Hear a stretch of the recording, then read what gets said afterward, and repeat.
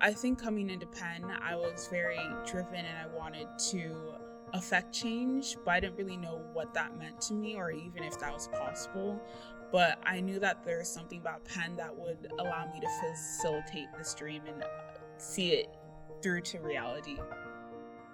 Throughout my Penn journey, I've just encountered people, organizations, or even conferences that have pushed my trajectory forward and allowed me to see how I can fulfill this dream and how it's not far-fetched. Anyone who has something they want to accomplish, there are resources here to do that. My name is Chiemela Ohanele. I'm from El Dorado Hills, California, and I study biology in the college with a minor in chemistry. Coming to college, I was really interested in getting to know about the brain and how it affects who we are as human beings. I think for me at this time, it was important to find a major that allowed me to explore science using fundamental concepts and had a really strong foundation. The way that biology had an already established field and had techniques that were already thoroughly laid out really appealed to me. So I think that switching trajectories into the biology major really made sense for me and what I intended to do in my future career. The biochem class I took was just an introductory biochem class, and one of the things that really surprised me about it was that I liked it so much. For me, biochem was this answer to many questions that all biologists think about.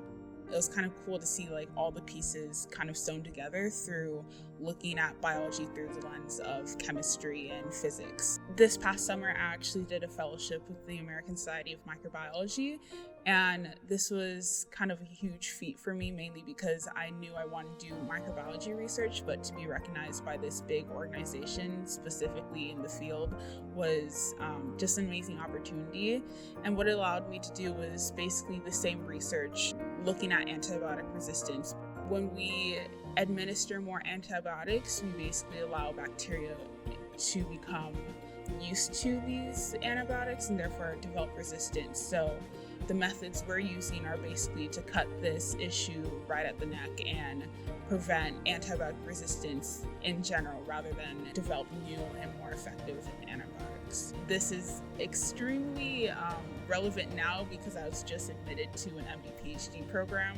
So it's almost like this big culmination of me not realizing how much potential I had and people just shining a light on this potential. And I think that if I hadn't gone to Penn, I may have applied to just a regular MD program. But something about Penn really pushes you to think outside of yourself and achieve things that you wouldn't